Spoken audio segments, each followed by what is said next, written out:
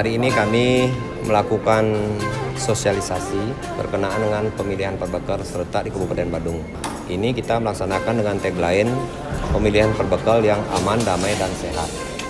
Dan sudah ditandatangani oleh para calon semua dan disaksikan secara langsung oleh Polresta Denpasar, itu juga Polres Badung, Kajari Badung, begitu juga dengan Dandim Badung, dan kami selaku Bupati dan Ketua DPRD.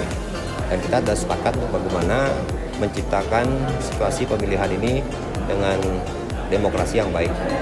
Sehingga kita sudah sepakat juga untuk bagaimana pelaksanaan daripada Pilkades ini adalah aman, damai, dan sehat. Saya kira itu.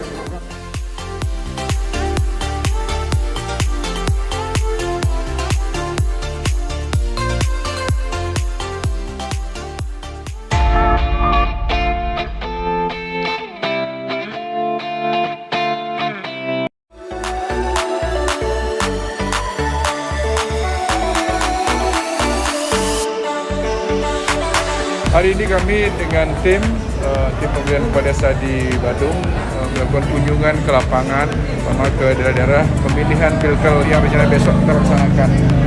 Dan hari ini pun tim kami terdiri dari Forkompinda dengan tim teknis dari Dinas BMD dan perangkat daerah terkait hadir untuk memastikan bahwa pelaksanaan pemilihan kepala desa besok di Badung ini bisa berjalan aman, lancar, dan tertib. Dan seperti yang disampaikan oleh para ketua KPPS bahwa untuk surat panggilan sudah diserahkan semua, tinggal besok kita melaksanakan pemilihan itu. Ya, saya menghimbau kepada seluruh masyarakat Badung, khususnya kepada 9 desa yang melaksanakan pemilihan kepala desa di Badung ini, agar hadir bersama-sama ke TPS dalam rangka mensukseskan pelaksanaan pilkal di Badung, sekaligus dalam rangka memilih pemimpin ya di masing-masing desa yang melaksanakan pemilihan kepala desa di Badung ini.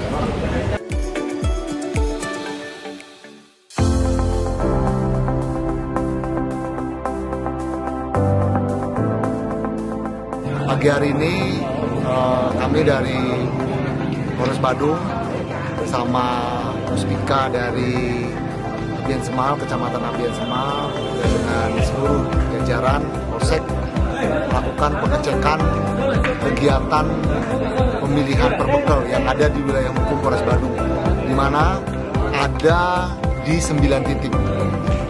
Yang pertama di Kecamatan Petang ada 1 desa, kemudian di Kecamatan Abian Semal ada 3 desa, yang saat ini kita ada di Desa Pertiwi bersama dari Abian Semal. Kemudian di Kecamatan Mengwi ada 3 desa, dan di Kecamatan Kuta Utara ada 2 desa. 9 desa ini melaksanakan secara serentak pemilihan perbekal, dan kita melaksanakan kegiatan pengamanan secara sistematik masif, dan kita laksanakan sejak kemarin hari Sabtu pengawalan kotak suara dan surat suara yang ada di desa. Kemudian tadi pagi sudah distribusi ke TPS-TPS, tidak ada kendala dan semua berjalan dengan baik, lancar, aman, dan sampai saat ini, detik ini juga kegiatan pemilihan berlangsung di 9 titik ini dengan aman dan nyaman juga. Kita pantau langsung beberapa Kapolsek dan pejabat-pejabat dari Polres juga sudah turun langsung, dan hari ini saya berkesempatan ada di Desa Bokasa Pertiwi di TPS 1 menyaksikan langsung kegiatan masyarakat yang ada di Bokasa Pertiwi memilih calon kepala desa. Demikian, terima kasih. Assalamualaikum warahmatullahi wabarakatuh. Shalom, salam sejahtera untuk kita semua. Om Santi Santi.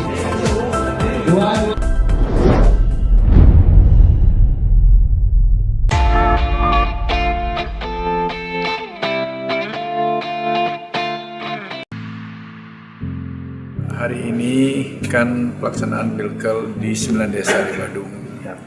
Dan kebetulan hari ini juga dari pihak kementerian melakukan pemantauan melalui virtual pada kita. Pertama ada di Badung Comment Center dengan Forkompinda, dan juga di TPS 41 dan 42 Desa Dalung. Dan dari hasil pantauan sementara bahwa pelaksanaan pilkal di Badung ini kan cukup kondusif, dan itu menjadi harapan kita bersama, dan baik dari kementerian dan pemerintah daerah juga. Dan perlu saya sampaikan bahwa untuk pemilihan kepala desa tahun ini ada di 9 desa dengan jumlah pemilih 61.139 orang, yang mana ada 24 calon kepala desa yang terdiri dari 199 TPS. Dan mudah-mudahan dari hasil laporan tadi, termasuk pantauan tadi, kelihatannya pelaksanaan pilkal di masing-masing TPS sangat berjalan kondusif, dan mudah-mudahan dengan kondisivitas yang ada ini akan memunculkan pemimpin yang berkualitas tentu saja dalam rangka kita bersama-sama untuk memberikan pelayanan kepada masyarakat Badung. Ya, cukup semua.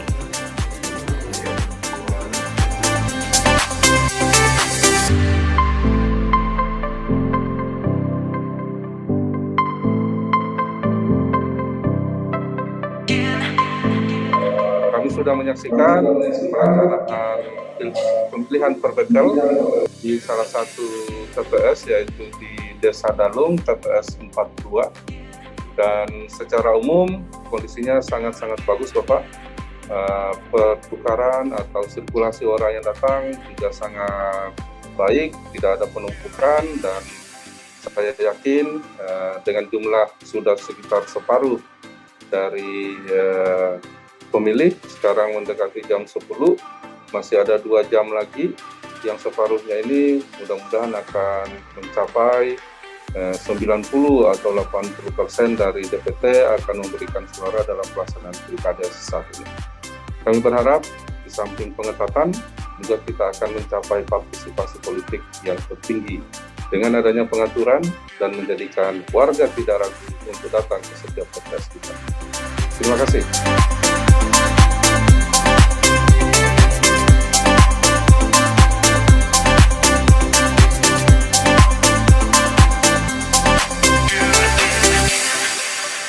Sebanyak 9 desa di Kabupaten Badung menggelar pemilihan perbekal atau pilkal serentak pada Minggu 22 Mei 2022.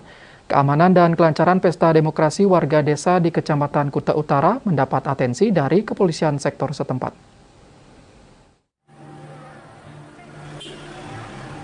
Polsek Kuta Utara turut mengamankan pelaksanaan pilkal serentak di Kabupaten Badung. Sebanyak 45 orang personil diterjunkan Polsek Kuta Utara dibantu personil Polres Badung, TNI, dan juga Linmas Desa. Kapolsek Kuta Utara Kompol Putu Diah mengatakan pilkal di wilayah hukumnya dilaksanakan di 2 desa, yakni Desa Dalung dan Desa Canggu. Masing-masing TPS akan dijaga 1 orang personil kepolisian. Seluruh tim pengamanan bertugas memastikan kelancaran pelaksanaan pilkal, mulai distribusi surat suara, alat peraga, proses pemilihan, hingga penghitungan suara. Dari 55 TPS yang diawasi, Desa Dalung memiliki jumlah pemilih terbanyak mencapai 19.000 orang dengan 42 TPS. TPS, jumlah totalnya dari sini 42 TPS, di sana ada sekitar 13. Jadi setiap TPS itu ada 1 personel anggota yang standby di lokasi. Jadi setelah kemarin mulai dari tadi pagi, kemudian nanti sampai sore pergeseran kotak suara, mereka mengawal terkait dengan alat peraga ya. Dalam pengamanan pilkal ini, protokol kesehatan seperti mencuci tangan, menghindari kerumunan, tetap menjadi pengawasan personil kepolisian, mencegah agar pilkal serentak di Kabupaten Badung tidak memunculkan klaster baru kasus COVID-19. Indra Wijaya melaporkan.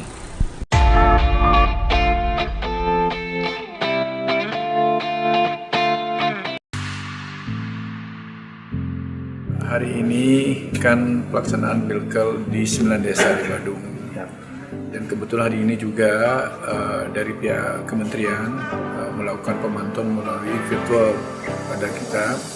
Pertama ada di Badung Command Center dengan Pembina, dan juga di TPS 41 dan 42 Desa Dalung. Dan dari hasil pantauan sementara bahwa pelaksanaan pilkal di Badung ini kan cukup kondusif, dan itu menjadi harapan kita bersama, dan baik dari kementerian dan pemerintah daerah juga. Dan perlu saya sampaikan bahwa untuk pemilihan kepala desa tahun ini ada di 9 desa dengan jumlah pemilih 61.139 orang, yang mana mana ada 24 calon kepala desa yang terdiri dari 159 TPS. Dan mudah-mudahan dari hasil laporan tadi, termasuk pantauan tadi, kelihatannya pelaksanaan pilkal di masing-masing TPS sangat berjalan kondusif, dan mudah-mudahan dengan kondisivitas yang ada ini akan memunculkan pemimpin yang berkualitas tentunya dalam rangka kita bersama-sama untuk memberikan pelayanan kepada masyarakat Badung. Ya, cukup.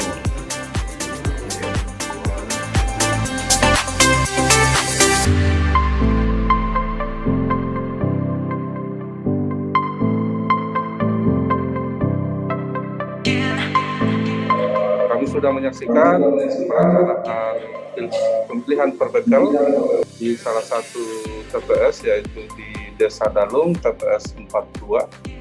Dan secara umum kondisinya sangat-sangat bagus, Bapak. Pertukaran atau sirkulasi orang yang datang juga sangat baik, tidak ada penumpukan, dan saya yakin dengan jumlah sudah sekitar separuh dari pemilih, sekarang mendekati jam 10, masih ada 2 jam lagi, yang separuhnya ini mudah-mudahan akan mencapai 90 atau 80% dari DPT akan memberikan suara dalam pelaksanaan pilkada saat ini. Kami berharap di samping pengetatan, juga kita akan mencapai partisipasi politik yang tertinggi dengan adanya pengaturan dan menjadikan warga tidak ragu untuk datang ke setiap TPS kita. Terima kasih.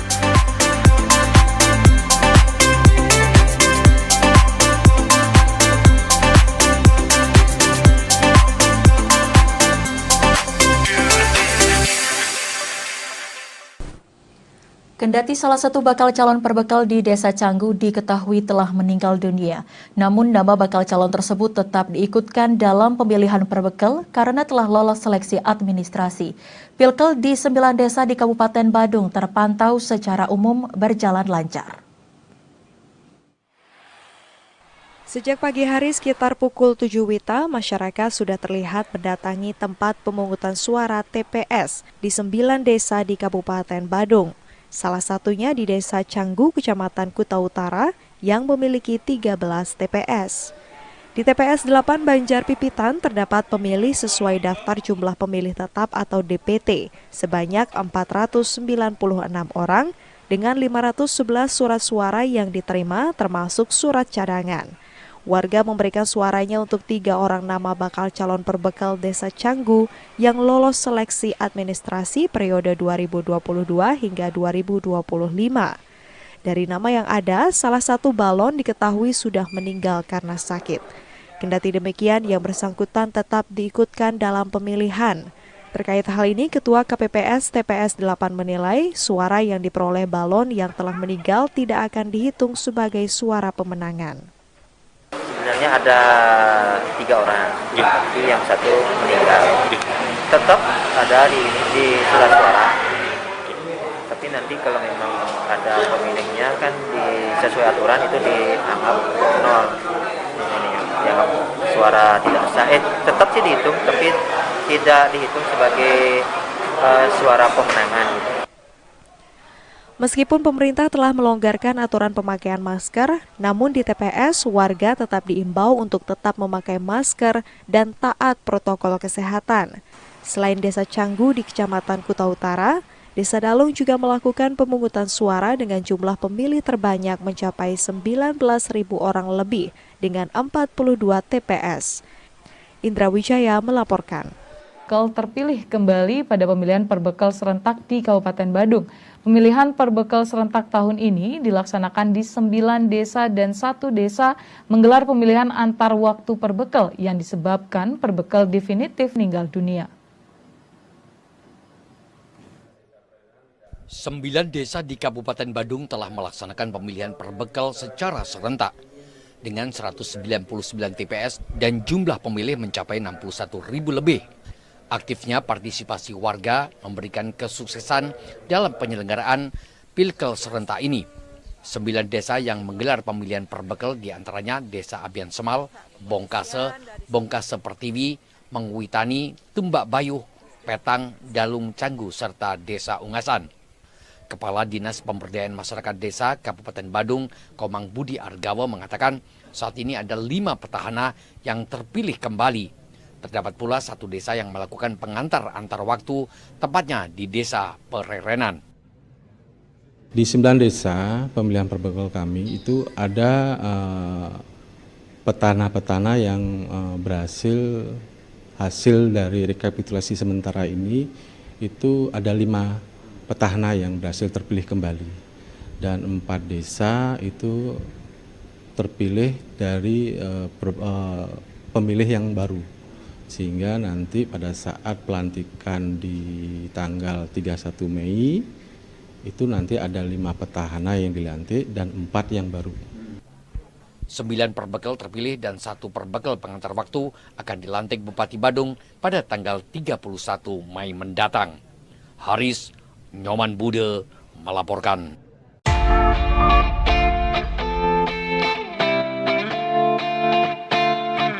Halo, perkenalkan nama saya Gian Artana. Saya dari Desa Sembung, Kecamatan Numui, Kabupaten Badung.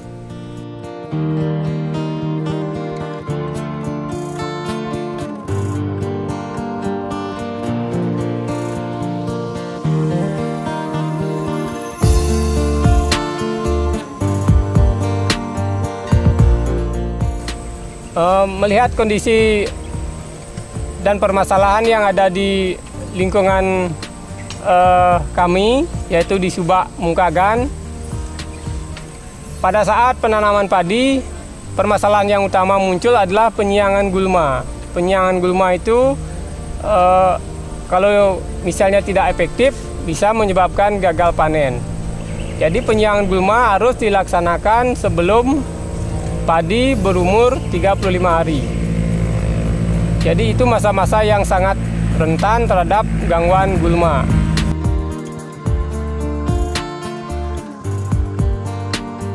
Dengan permasalahan itu kami mencoba untuk membuat alat yang dimodifikasi untuk mengatasi dan mengurangi permasalahan-permasalahan yang ada di petani, yaitu masalah tenaga kerja, masalah waktu penyiangan gulma pada tanaman padi, dan masalah biaya.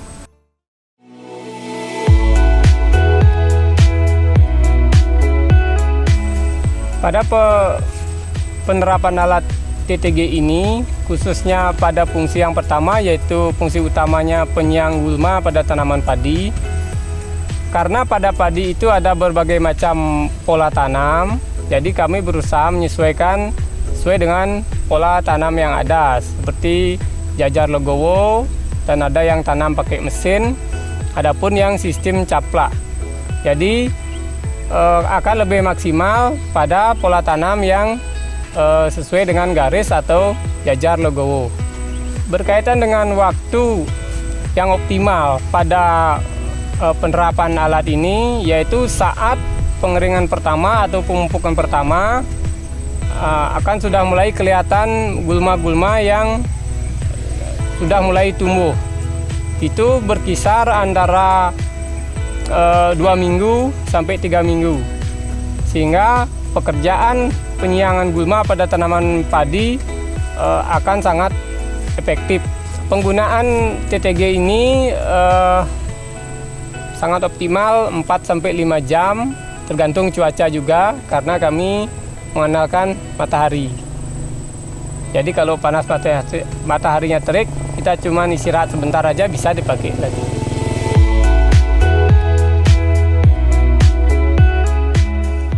Komponen alat TTG yang kami kembangkan yaitu terdiri dari panel surya beserta SCC-nya.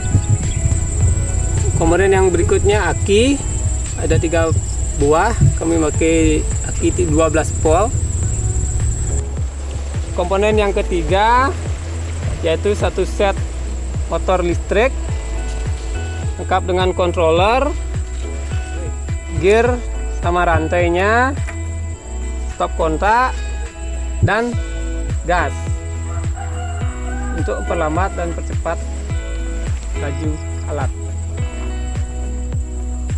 Komponen berikutnya yaitu rangka sebagai tempat dudukan komponen-komponen penggerak yang terdiri dari set roda, stang, dan pegangan implemen.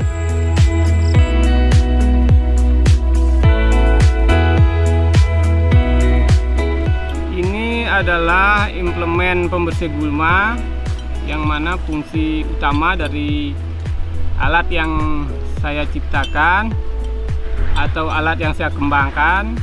Keunikannya ada pada baling-baling pembersih gulma.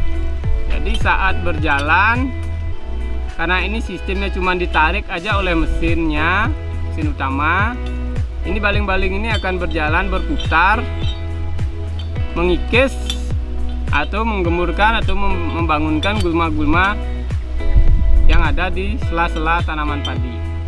Pada implemen penyiang gulma ini ada versi kecilnya sesuai dengan umur tanaman padi. Jadi kalau tanaman padi itu masih kecil, agar tidak terrusak, kita pakai komponen yang lebih kecil lagi dengan prinsip yang sama.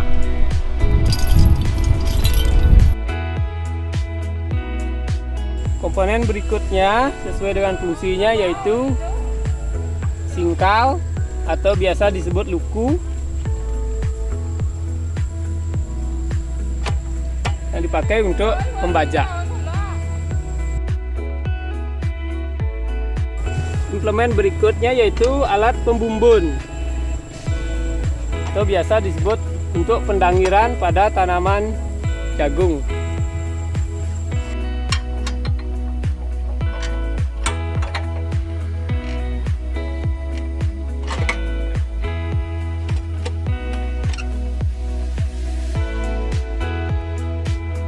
Ini untuk melakukan penyemprotan. Kami menggunakan tangki jerigen 10 galon. Bisa juga dipakai yang lebih besar. Kita masukkan selang yang terhubung ke pompanya. Kemudian kita pasang stick sprayernya.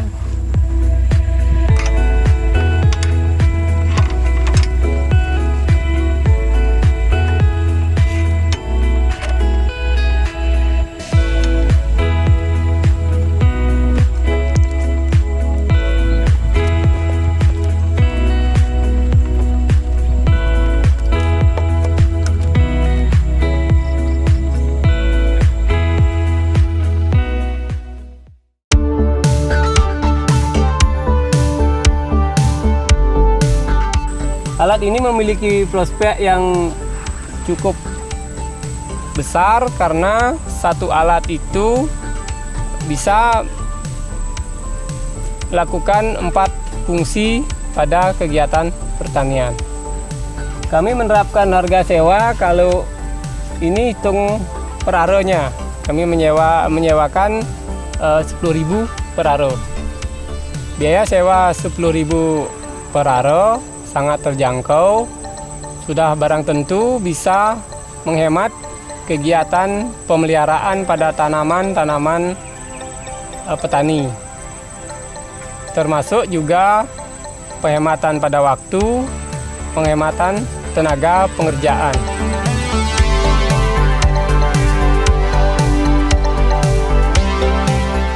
Saya sebagai petani, dengan alat ini saya lebih terbantu, hemat tenaga, biaya, dan waktu.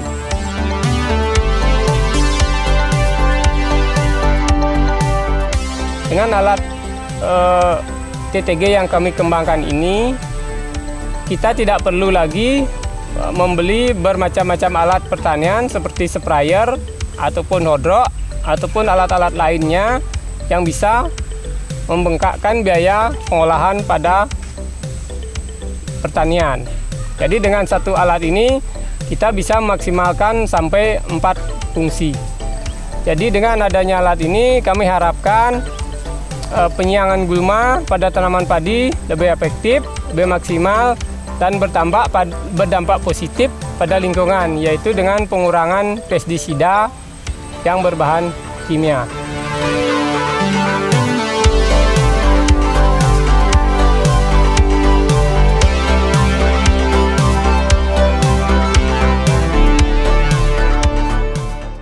Om Swastiastu.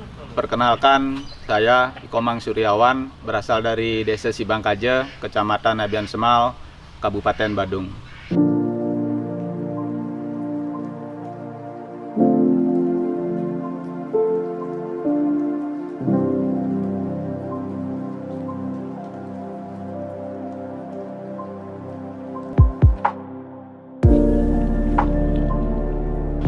Sampah organik kalau diurai secara alami tentunya akan memakan waktu yang sangat lama, maka dari itu perlu kita menciptakan sebuah alat untuk membantu mempercepat proses pengkomposan untuk mendapatkan kompos dari sampah organik. Dari permasalahan tersebut, kami mengembangkan alat untuk membantu mempercepat proses pengomposan dari sampah organik untuk kita jadikan kompos. Dibandingkan dengan secara manual, kalau kita membuat kompos diperlukan waktu yang cukup lama, hampir di 4-5 bulan, dan juga kita melakukan proses pengadukan dari sampah itu sendiri untuk menyamakan suhu baik yang di atas dengan yang di bawah. Sedangkan dengan menggunakan alat yang sederhana ini, di mana bahan-bahannya bisa kita dapatkan di lingkungan sekitar kita, yang kemungkinan sudah tidak terpakai, jadi secara langsung kita bisa melakukan recycle dari sampah itu sendiri.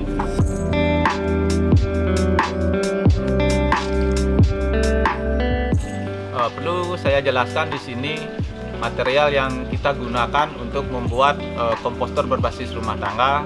Itu yang pertama adalah karung bekas yang ukuran 50 kg dan juga ada bambu. Ini yang sudah kita lobangi di dalamnya seperti ini. Jadi fungsinya adalah untuk melakukan sirkulasi udara. Jadi suhu yang ada di atas dan yang di bawah di karungnya itu akan tetap terjaga. Kita juga menutup di bagian atasnya supaya saat kita memasukkan sampah, sampah tidak masuk ke dalam bambu. Yang ketiga, kita juga membuat paku dari bambu. Ini sebagai penyangga dari karung yang kita gunakan nanti. Terus yang keempat, kami juga menggunakan sekam untuk ditaruh di dasar dari karung yang kita gunakan, di mana sekam ini berfungsi untuk menahan cairan lindi yang biasanya diproduksi saat pembuatan atau pengkomposan. Sekam ini juga bisa kita ganti dengan menggunakan cacahan daun yang sudah kering, dan juga kita bisa menggunakan media kompos yang sudah kering selaku pengganti sekam. Yang kelima, kami menggunakan biodekomposter, di mana bahannya ini kita bisa dapatkan dari mikroba yang terkandung di dalam daun bambu. Selanjutnya, untuk tambahan, kami menyiapkan kotoran hewan. Kalau tidak punya, kita bisa manfaatkan kompos yang sudah jadi untuk lebih mempercepat proses pengomposan yang kita lakukan. Sampah organik yang kita hasilkan di rumah tangga harus kita cacah terlebih dahulu untuk mempercepat proses pengomposan, dan juga kualitas kompos yang kita hasilkan akan menjadi lebih baik.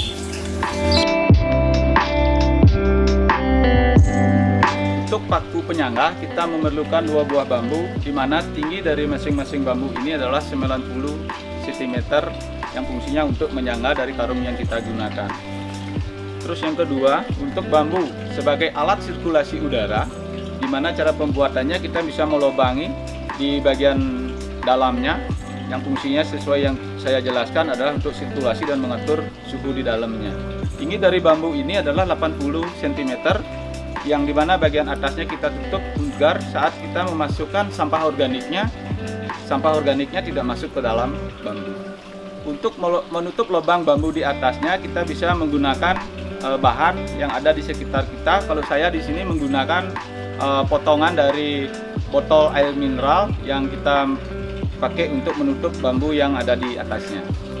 Kebetulan kami di sini menggunakan karung yang berukuran 50 kg. Jadi kami memakai tinggi di 80 cm. Kita juga bisa menggunakan karung yang berukuran lebih kecil ataupun lebih besar, tentunya dengan menyesuaikan nanti tinggi dari bambu sebagai alat sirkulasi udaranya. Kenapa bambu ini lebih pendek dari karungnya? Itu agar bisa kita dalam proses pengikatannya lebih gampang saat memasukkan sampah organiknya ini sudah penuh ke dalam karung.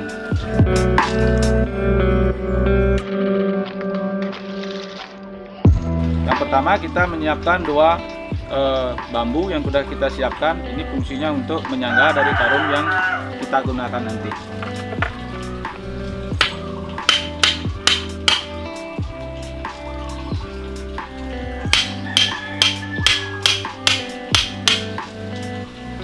Nah, setelah itu kita akan mengaitkan ujung dari masing-masing karung ini ke penyangga yang sudah kita pasang seperti ini.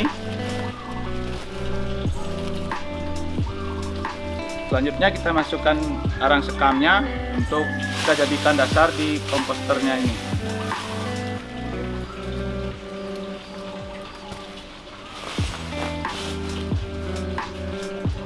Setelah itu kita masukkan bambu yang sudah dilobangi di dalamnya untuk mengatur sirkulasi dan menjaga suhu yang di atas dan di bawahnya tetap sama. Ini. Nah, setelah ini baru kita masukkan sampah organik yang sudah tercacah.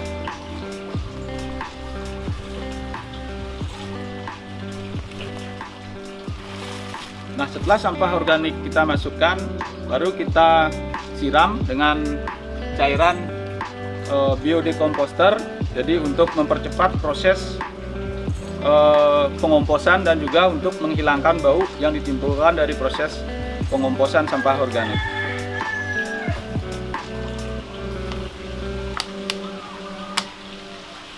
Ini juga bisa kita tambahkan untuk mempercepat proses pengomposan. Kita bisa masukkan kotoran hewan, baik sapi maupun ayam, ke dalam komposternya.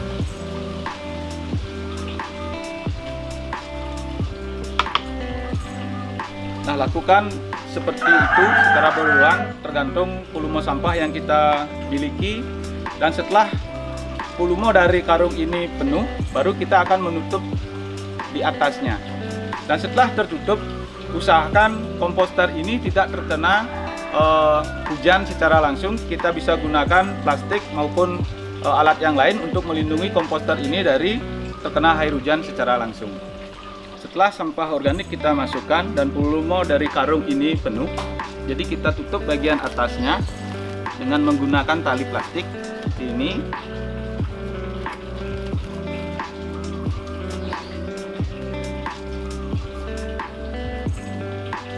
Nah, setelah proses terakhir penutupan ini, untuk menjadi kompos kita memerlukan waktu dari saat penutupan ini selama 1 bulan. Setelah 1 bulan proses pengomposan, kita akan mendapatkan kompos yang seperti ini. Ciri-ciri kompos yang sudah bisa kita gunakan adalah dari kompos ini tidak lagi panas dan sudah dingin. Yang kedua, dia sudah gembur seperti tanah.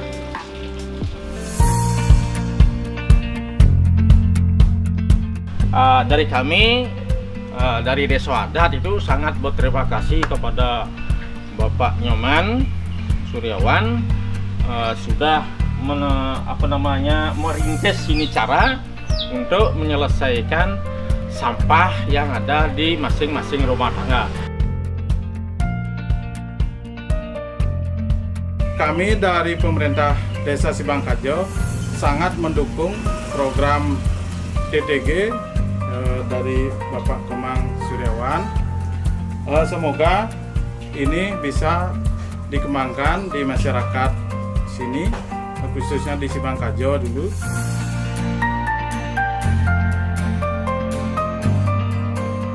Kompos yang kita produksi tentunya bisa kita gunakan untuk di areal perkebunan yang ada di rumah kita masing-masing untuk mewujudkan ketahanan pangan mandiri keluarga. Seandainya kalau ada lebih dari sisa kompos yang kita gunakan di rumah tangga, tentunya kita bisa kemas dan bisa kita jual dan akan menjadikan pendapatan untuk rumah tangga sendiri.